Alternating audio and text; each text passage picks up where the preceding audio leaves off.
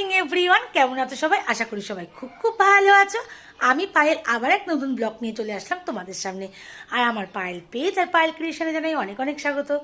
তবে আমি কিন্তু ভালো নেই বলতে কোমরের ব্যথা তোমরা তো জানোই, খুব কষ্ট পাচ্ছি। তো কষ্ট পেলেই বা কি, কাজকর্ম করতেই হবে, সংসারের মতো চলবে, আমাকেও আমার মতো চলতে হবে। আর সত্যি কথা বলতে আমার ভিডিও বা আমার ব্লগ দেখতে যারা ভীষণ ভালোবাসো, তাদের অনুপ্রেরণায় কিন্তু আমার ভিডিও করতে সত্যিই খুব ভালো লাগে। যারা আমাকে ভীষণ ভালোবাসো, আমার সকল বন্ধুরা, সকল আমার শুভাকাঙ্ক্ষীরা, তাদের জন্যই কিন্তু আমার ভিডিও করা। তো চলো, আজকে শুক্রবার, আজকে তো গুড ফ্রাইডে, আজকে স্কুল ছুটি আছে ছেলের মেয়ের। এখন সকাল থেকে সব কাজকর্ম করে নিচ্ছি, তারপরে আছে কিন্তু গানের রিহার্সাল। চলো, সকালবেলায় তো মামামের ম্যাডাম এসেছিল, মামামকে পড়িয়ে দিয়ে চলে গেছে। আর ছেলেও গেছে চাকদায় পড়তে। ছেলের আবার আজকে ক্রিকেটের ম্যাচ আছে, ও বাড়ি এসে ক্রিকেট ম্যাচ খেলবে, তারপরে যাবে কিন্তু মানে মায়ের ওখানে, বাপের বাড়ি। আজকে সবাই ওইখানেই থাকবে, কারণ আমার যেহেতু আজকে গানের রিহার্সাল, সারাদিনই আমি আজকে চাকদায় থাকবো। তো সেই কারণে আজকে ছেলে মেয়ে, তোমাদের দাদাভাই সবাই থাকবে ওই বাড়ি। চলো, তাড়াতাড়ি কাজ সারতে হবে, আবার যেতে হবে। যেহেতু বেরোবো, ওই জন্য তাড়াতাড়ি করে ঘরের কাজকর্মগুলো পুরো আজকে কমপ্লিট করে ফেলেছি। ঘর বাড়ি মুছে টুছে একদম সমস্ত কাজকর্ম রেডি। এই দুটো ঘরই একদম গুছিয়ে গাছিয়ে মোছামুছি সব কিছু কমপ্লিট। এবার খাওয়া দাওয়ার পাট মিটিয়ে স্নান করে রওনা দেবো। তো যেহেতু খুব তাড়াহুড়ো ছিল, জলখাবারে বেশি কিছু করতে পারিনি। এই যে আলু কুমড়ো তো সেদ্ধ। দেখো, আমি একদম টান করে একদম রেডি হয়ে গেছি, কাপড়ও পরা হয়ে গেছে। যেহেতু আজকে সারাদিনের মতো বেরোবো, সেই জন্য কাপড়টাই পরে নিলাম। গরমে আমার কাপড়টাই বেশি প্রেফার করি। আর গানের ক্লাসের পরে আবার যাবো মানে কাঁচরাপাড়া শাশুড়ি মায়ের ওষুধ নিতে। তো অনেকখানি ব্যাপার, সারাদিনে লং টাইমের জন্য বেরোনো। তো চলো, তোমাদের দাদাভাইও বেরিয়ে গেছে মেয়েকে নিয়ে, ওই বাড়ি যাবে মায়ের কাছে দিয়ে ও দোকানে চলে যাবে। আর ছেলেও পড়ে এসে ওই বাড়ি স্নান টান করে চলে যাবে, নিশ্চিন্ত মোটামুটি আমার আজকে ছেলে মেয়ের হাত থেকে। তো এখন চলো আস্তে আস্তে রওনা দিই। তো আমি বাইরে বেরিয়ে গেছি, আর বাইরে বেরিয়েই প্রথম যেটা দেখছি সেটা হচ্ছে আকাশে বিরাট মেঘ করেছে। তো চিন্তা করছি যে যাতে তাড়াতাড়ি পৌঁছানো যায়, যাতে বৃষ্টিতে না পড়তে হয়। তো আস্তে আস্তে হেঁটে হেঁটে যাচ্ছি কালীতলার দিকে, জোরে খুব একটা হাঁটতেও পারছি না। তো আজকে কপালটা খুব ভালো ছিল, যেই কালীতলার এখানে এসেছি অটো ধরবো বলে, তো সেখানে একটা টুকটুকি দাদার সাথে দেখা হয়ে গেল, এবং দাদা চাকদার দিকেই যাচ্ছিলো। তা বললো চলো নিয়ে যাব। তো আমার ভালোই হলো, একেবারে সোজা চলে যাব, আর আমাকে নামতে হবে না। কারণ অটো করে গেলে আগে চাকদায় গিয়ে নামবো, সেখান থেকে ভ্যান হোক কি টোটো হোক সেইভাবে যেতে হবে। কিন্তু এই দাদা যেহেতু আমাদের চেনা জানার মধ্যেই ছিল, দাদা বলে চলুন বৌদি, আমি দিয়ে আসবো, অসুবিধা হবে না। তো সেই জন্য একেবারে সোজা শিমুরালি থেকে একদম জৈতাদের বাড়ি অবধি পুরো টোটো করেই চলে যাব। তাহলে আর আমার মাঝখানে নেমে আর কষ্ট করতে হবে না। তো এই যে তারপরে পালপাড়াতে একটা প্যাসেঞ্জার ছিল, তাদের নামিয়ে দিয়ে আমাকে নিয়ে কিন্তু যাচ্ছে। তো যাই হোক, একা একা যেতে বেশ ভালোই লাগছিলো, অনেক দিন পরে বেশ একবারে টানা যাচ্ছে, এটাও একটা আনন্দ। তো বৃষ্টি যেহেতু হয়েছে, হাওয়া মানে টোটোয় যাচ্ছিলাম, যে হাওয়া লাগছে বেশ ভালোই, ঠান্ডা ঠান্ডা হাওয়া, মানে ওয়েদার আর আগের মতো গরম নেই। মাঝখানে যে পরিমাণে গরম পড়েছিল, এখন আর সেই গরমটা কিন্তু নেই, ভালোই ঠান্ডা। আর যেহেতু স্নান করেছি, মাথাটা ঘষেছি, যেহেতু আবার শনিবার দিন মেয়েরও প্রোগ্রাম আছে, ওই জন্য আজকে মাথাটা ঘষে নিয়েছি, যেন শনিবারে আর টাইম পাবো না। ওই জন্য পুরো মাথাটাই ভেজা ছিল, আর ওই জন্য কিন্তু ঠান্ডাটা বেশি লাগছে। তো তখন যেই ছাত্রমিলনীর মাঠের এখানে এসে দেখছি, এখানে কিন্তু বড় করে কীর্তন হচ্ছে, আর টুকটাক দোকানও বসেছে ছাত্রমিলনীর মাঠের এখানে। কিন্তু হলে কী হবে, বৃষ্টির জল, আগের দিন রাতেও তো বৃষ্টি হয়েছে, মাঠের মধ্যে অনেক জল। আর এটা আকাশটা দেখো, আরও মানে এখন যেন আরও মেঘটা চেপে ধরেছে। আর আমি কিন্তু এসে গিয়ে টোটো থেকে নেমে গেছি ওই পূর্বায়ন ক্লাবের ওখানে, মানে যেখানে দুর্গাপুজোটা হয়। তো এইবার জুতাদের বাড়ির দিকেই রওনা দিচ্ছি, আর সবাই মানে প্রায় আসার মুখেই টুকটাক সবাই আমাকে ফোন করছিল যে কখন আমি পৌঁছাবো। তো প্রায় 10:55, মানে যেহেতু 11টায় আসার কথা, ঠিক 5 মিনিট আগে চলে আসলাম। আর এসেই পেয়ে গেলাম একটা বড় করে সারপ্রাইজ। জয়িতা গেছিলো দীঘায় বেড়াতে, আর সবার জন্য নিয়ে এসছে কিন্তু খুব সুন্দর, মানে আমি এই প্রথম দেখলাম এই কানের দুলগুলো, পুরো শাঁখের মতো, দেখো আমার এত পছন্দ হয়েছে। নিয়ে এসছে কানের দুল, সবার জন্যই একই রকম, আমার ভীষণ ভীষণ পছন্দ হয়েছে। আর তার চেয়েও বেশি মানে ভালো লাগলো যে দাদা নাকি খুব দায়িত্ব নিয়ে জিনিসগুলো কিনেছে। যাক, খুব ভালো লাগলো, আর আমারও খুব পছন্দ হয়েছে। আর আমি সঙ্গে সঙ্গে কিন্তু কানে পরে নিয়েছি, তোমরাও বলো কিন্তু কেমন হয়েছে। তো এই যে বাইরে দেখো পুরো কালো হয়ে গেছে প্রচুর পরিমাণে, মানে এখন বৃষ্টিটা নামবে, আর ঝড়টা উঠছে, বাইরের আকাশটা পুরো কালো, মানে সকালবেলায় সন্ধেবেলা হয়ে গেছে, এরকম একটা ওয়েদার। যাই হোক, তারপরে আমাদের গানের রিহার্সাল পুরো কমপ্লিট হয়ে যাওয়ার পর আমি চলে এসেছি আমার ননদের বাড়ি।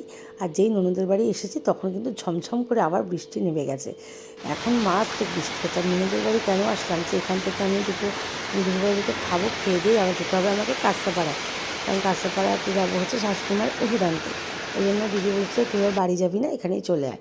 আর ওই জন্য আমি চলে আসলাম ননদের বাড়ি। আর আসলাম কিন্তু ঠিক অনেক দিন পর। আর দেখো, আমার ননদের বাড়িতে এসে তোমাদেরকে প্রথম যে জিনিসটা আমার দেখাতে ইচ্ছা করে সেটা হচ্ছে আমার ননদের চারিদিক, মানে চারিদিকটা এত সুন্দর আমার ননদ সাজিয়ে রাখে, মানে আমার দিদি এত সুন্দর সাজিয়ে রাখে দিদি ভাই, কী বলবো। দেখো, এই ফুলের ইয়েগুলো আমার এত ভালো লাগে, ফ্লাওয়ার ভাসগুলো ভীষণ ভালো লাগে। আর এখানে এসেও আবার একটা দিদি শাড়ি দিল, শাড়িটা পরে নিলাম। আমি বললাম যে না, এখন আর চেঞ্জ করবো না। দিদি জোর জবরদস্তি, না তুই এখন এটা পর। তো যাই হোক, আর চারিপাশটা দিদি এত সুন্দর করে সাজিয়ে গুছিয়ে রাখে। তোমাদের তো আগেও একবার বলেছিলাম যে আমি কিন্তু যাইটুকু শিখেছি ঘর বাড়ি গোছানো, পরিষ্কার পরিচ্ছন্ন, সবটাই দিদির কাছ থেকে। আর এটা হচ্ছে আমার ভাগ্নের ঘর। ওর ঘরটা আগে ভিডিও করতে হবে, না হলে কিন্তু মামির ওপর অভিমান হবে। আগেও একবার ওর ঘর মানে ভিডিও করিনি বলে মামির ওপর অভিমান হয়েছিল। ওই জন্য আগে ওর ঘরটাই তোমাদেরকে দেখিয়ে নিলাম, কী সুন্দর পরিপাটি করে সাজানো। আর দিদির বাড়িতে আমার সবচেয়ে যেটা বেশি ভালো লাগে সেটা হচ্ছে দিদির এই ঠাকুর ঘরটা। ঠাকুরের সিংহাসন দুটো এত সুন্দর, কি বলবো। আর দেখো, এই যে রাধা গোবিন্দ গোপাল রয়েছে, এত সুন্দর লাগছে। দিদি এত সুন্দর করে সাজিয়ে রেখেছে, আমার ভীষণ ভালো লাগে। চারপাশে ফুলদানি রয়েছে, ফ্লাওয়ার ভাস মানে ফুল রয়েছে, খুব সুন্দর। আর গোপালের জামাগুলো রঙগুলো এত সুন্দর যে খুব ভালো লাগে। আর এটা হচ্ছে দিদির গুরুদেবের আসন, দুটো আসন পরপর, খুবই ভালো লেগেছে। তোমরাও বলো কিন্তু যে আমার মানে ননদের বাড়ির মানে ঠাকুর ঘরটা কীরকম। আমার তো দারুণ লেগেছে, দারুণ লেগেছে। তো এই যে এইখানেও ঠাকুর ঘরের পিছনেও রয়েছে একটা ছোট্ট ব্যালকনি, এটাও কিন্তু খুব ভালো লাগে। রাস্তার ধারে একটা দেখো ছোট্ট একটা ব্যালকনি, খুব সুন্দর। তো আর এইটা হচ্ছে এই যে ভাগ্নের ঘর যেটা বললাম, সেই ঘরটাকে একটু পুরোপুরি ভালো করে দেখাই। আলমারিটাও তোমাদেরকে দেখালাম, কী সুন্দর না, টম অ্যান্ড জেরি। তো তারপরে কিন্তু দিদি একদম চান টান করে মানে খাবার রেডি করছে। আর আমি আসবো বলে কত কিছু রান্না করেছে। ওরে বাবারে বাবা, এত কিছু কী করে খাবো ছিল। মানে মেনুতে তো দারুণ দারুণ জিনিস রয়েছে, তোমাদেরকে অবশ্যই দেখাবো। ডাল রয়েছে, টক ডাল, এঁচোড়, রুই মাছ, আবার আছে আচার। আমার ভাগ্নের সঙ্গে সঙ্গে আচার নিয়ে এসছে, মামি এসছে, মামি আচার খাবে। মানে দিদি বানিয়েছে আচার, তেঁতুলের আচার, আর একটা ছিল হচ্ছে আমের আচার। আর বৌদিও ছিল দিদির বাড়ি, তো ভালোই হলো, গেলে বৌদির সাথেও দেখা হয়ে গেল। আর তার সাথে ছিল মানে টক ডালের সাথে ছিল আলু ভাজা, আর ওই যে আমের চাটনি। আর ভাগ্নে আবার আনতে গেছে হচ্ছে তেঁতুলের চাটনি, তার ওই কুলের চাটনি। তোমাদেরকে দেখাই যে এক বয়াম আমার ননদ বানিয়েছে কুলের চাটনি। মানে দেখেই তো মানে আমার অবস্থা খারাপ, মানে আমার এত ভালোবাসি আচার খেতে, দারুণ লাগে, দারুণ লাগে। তো এই যে খাবারগুলো দিদি আমাকে আবার সেই মানে কি বলবো পরিপাটি করে গুছিয়ে দিয়েছে। আমি বললাম আমি কি তোমার বাড়ির অতিথি? তো বললো না, আমার এটা করতেই হবে। বাবা যা করে আমি গেলে আর কি বলবো। তারপরে খাওয়া দাওয়া টাওয়া দাওয়া করে নিয়ে প্রায় 3:45 বাজে আমি ফটাফট করে রেডিটা আবার হয়ে গেলাম। যেহেতু ভাগ্নের ট্রেনের টাইমটা দেখে দিল যে 4:05-10 একটা ট্রেন আছে, ওইটাই ভাবছি ধরবো। আর দিদির বাড়ি থেকে স্টেশন একদমই কাছে, খুব একটা দূরে নয়।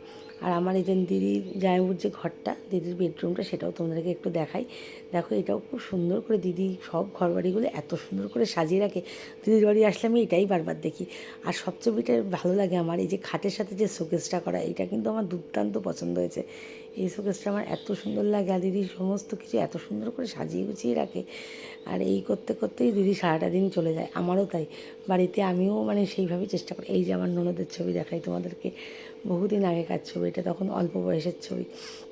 দেখো, শোকেসের পুতুলগুলো পর্যন্ত একটার সাথে একটা কী সুন্দর করে গোছানো, কোনোটা মানে অগোছালো নেই যে এই জায়গাটা অগোছালো কেউ কিছু বলতে পারবে না।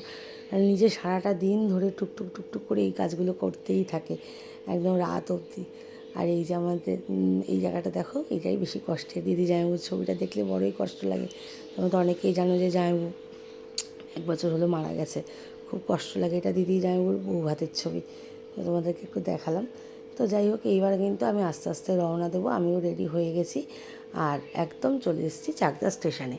দিদির বাড়ির থেকে একটা টোটো করে চলে আসলাম স্টেশনে। এসেই দেখলাম ট্রেনের প্রায় খবর হয়ে গেছে, আর সঙ্গে সঙ্গে কিন্তু ট্রেন পেয়ে গেছি। ট্রেনটা মোটামুটি ভালোই ভিড় ছিল। তো যাই হোক, নামবো যেহেতু কাঁচরাপাড়া একটা স্টেশন।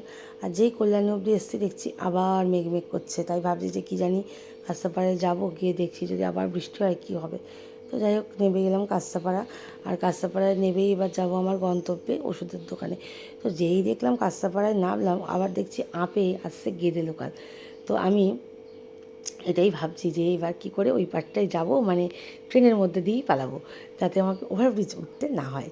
তো সেই আশায় আমি চুপচাপ দাঁড়িয়ে থাকলাম, আর টুক করে ট্রেনটা যেই এসেছে, আমি এই পাশ থেকে ও পাশে কাস্তাপাড়ায় এই একটা সুবিধা, চলে আসলাম আপে, আমাকে আর ওভারব্রিজে উঠতে হলো না, আপে চলে আসলাম। তো যাই হোক, এইবার যাব আমি আমার গন্তব্যে। কিন্তু ব্যাপারটা হচ্ছে রাস্তাঘাটে খুব জল কাদা, আমাকে খুব আস্তে আস্তে হাঁটাচলাটা করতে হবে, কারণ আমি একেবারে ব্যথার মানুষ, কোমরে ব্যথায় তো পাচ্ছি না, তার মধ্যে যদি আবার আমি ধপাস করে পড়ে যাই, তো আবার আমার ব্যথা বেড়ে দুগুণের জায়গায় 4 গুণ হয়ে সোজা হসপিটালে যেতে হবে আমাকে। তো সেইভাবে আমি খুব আস্তে আস্তে আস্তে আস্তে করে যাচ্ছি, আর চারধারে একটু একটু করে ভিডিও করছি। আর কাস্তাপাড়া মানেই তো মানুষের জ্যামজট তো থাকবেই, একটু আধটু মানুষের ভিড় কাস্তাপাড়ায় সব সময়তেই থাকে, সে কোনো উৎসব পার্বণই হোক বা এমনি সময় হোক। দিন আগেও যখন চৈত্র সেলের সময় এসেছিলাম, তখন এই স্টাইল বাজারে প্রচুর মানুষের ভিড় ছিল, সে তুলনায় এখন অনেক কম। আর তারপরে আমার সবচেয়ে প্রিয় জায়গায় যেটা চলে আসলাম, বিমল শাড়ি সেন্টারে। তো আজকে আমি যেটা শাড়িটা পরে এসেছি সেটাও বিমল শাড়ি সেন্টারেরই শাড়ি, কিন্তু তো যাই হোক, আজকে আর ঢুকবো না, ঢুকলে কাকুর সাথে আবার কথা বলতে হবে, ওই জন্য এখন আর ঢুকলাম না। তো এখন যেতে হবে যে কাজে। আর এই যে যেই দোকানটা তোমরা দেখাচ্ছি, যে তুহিন স্টোর্স, বিমলের ঠিক অপোজিটে, এখান থেকেই কিন্তু আমি সমস্ত যেসব ফাইবারের প্লাস্টিকের জিনিসপত্র এখান থেকেই কিনে নিই, যেমন গামলা, বালতি, যা যা লাগে, ঝুড়ি, রান্নাঘরের জিনিস সমস্ত আমি এখান থেকেই কিনি। খুব ভালো জিনিসটা এখানেই পাওয়া যায়, ওই জন্য এখান থেকেই নিয়ে যাই। তো যাই হোক, এবার টুকটুক টুকটুক করে তো এগোচ্ছি, এগোতে এগোতে চলে আসলাম এক্সপ্রেস বাজারের সামনে। এই ফুটটাই চলে এসছে, কারণ এই ফুটটা দিয়ে গেলেই কিন্তু ওষুধের দোকানটা আগে, ওই দিকটা দিয়ে, ওই জন্য গেলাম না। তো যাই হোক, এই যে আমি চলে এসেছি আমার গন্তব্যে গিরি মেডিকেলে। আর এসে দেখি আজকে খুব ফাঁকা, কারণ এই টাইমটা ফাঁকাই থাকে, আর দাদারা কেউই দোকানে নেই, সবাই বললো যে দুপুরে লাঞ্চে গেছে। আর ঠিক আছে, একটু দাঁড়াই, অসুবিধা নেই, আমার তো হাতে টাইম আছে। তারপরে এই যে দাদা এসে গেল, আর দাদাকে আমার ফোন করেই দিয়েছিলাম আগে থেকে যে আমি যাব, ওষুধপত্রগুলো নিতে হবে আমার। সেই মতো দাদাকে আমি ফোনে প্রেসক্রিপশানটা দিয়ে দিলাম, আর দাদা আমাকে ওষুধপত্র সব দিয়ে দিল। তারপরে ওষুধ নিয়ে কিন্তু সরাসরি রওনা হয়ে গেলাম আবার স্টেশনে যাওয়ার উদ্দেশ্যে, কারণ যত তাড়াতাড়ি স্টেশনে যেতে পারবো তত তাড়াতাড়ি ট্রেনটা ধরতে পারবো। আর আমার মাথায় আছে যে একটা রানাঘাট লোকাল আছে, গ্যালোপিং রানাঘাট, যেটা ফাঁকা থাকে। তো এই যে গান্ধী মোড়টা, গান্ধী মোড়ের এখানে কিন্তু গিরি মেডিকেলে তোমাকে দেখিয়ে দিলাম, যারা যারা ওষুধ নিতে চাও এখানেই চলে আসবে, অল্প দামে ওষুধ পাওয়া যায়। আর কিন্তু সমস্ত ওষুধ, মানে যেটা আর কোথাও পাওয়া না যায়, সেটা গিরি মেডিকেলে অবশ্যই পাওয়া যায়। আর তার থেকেও বড় কথা, দাদাদের ব্যবহার, দাদা বোনেরা যারা যারা এখানে থাকে প্রত্যেকের ব্যবহার কি বলবো, সেটা নিয়ে আর কোনো কথাই হবে না। তো ঠিক আছে, এইবার স্টেশনে এসে গিয়েছি, এবং ট্রেনও সঙ্গে সঙ্গে কিন্তু পেয়ে গেছি হচ্ছে রানাঘাট লোকাল, যেটার আশায় আমি আসলাম, যাতে একটু ফাঁকায় ফাঁকায় আমি শিমুরালি পৌঁছাতে পারবো। তো ঠিক আছে, শিমুরালিও চলে আসলাম। এসে দেখছি তোমাদের দাদাভাই মেয়েকে নিয়ে স্টেশনে দাঁড়িয়েছিল, যেহেতু আমি এই সময় আসবো, তোমার দাদাভাই আমাকে মেয়েকে দিয়ে দেবে, দিয়ে ও দোকানে চলে যাবে। আর আমার জন্য তোমাদের দাদাভাই নিয়ে নিল হচ্ছে চপ, ছেলে মেয়ে আর আমার জন্য, বাড়ি গিয়ে সন্ধ্যাবেলায় খাওয়া হবে।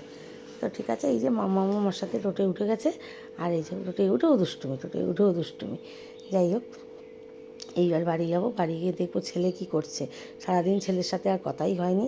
তো ছেলের তো এখন পড়া আছে, এইটুকু মানে মাথায় আছে যে ওর 2টো পড়া আজকে পর। তো ঠিক আছে, চলো বাড়ি যাই, বাড়ি গিয়ে দেখছি কি করা যায়। তো এখানে এসেও দেখি, এখানেও আজকে সারাদিন ভালোই বৃষ্টি হয়েছে, ঝড় টাইপের। তো বাড়ি চলে এসেছি 6:30টার মধ্যেই বাড়ি চলে এসেছি, 6:30টার একটু আগে এসেছি বাড়ি। তো বাড়ি চলে এসেছি 6:30টার একটু আগেই চলে এসেছি বাড়ি। আর মামামকে নিয়েই তো বাড়ি এসেছি, তোমরা তো দেখলেই। বাড়ি এসে হাত মুখ টুক ধুয়ে নিয়ে আগে সন্ধে দিয়ে নিয়েছি, আর তোমাদের দাদাভাই চপ কিনে দিয়েছিল, তো ছেলে আসলে খাবো, ওই জন্য রেখে দিয়েছি, ও বাচ্চা মানুষ, ও আসুক, ও আসলে খাবো।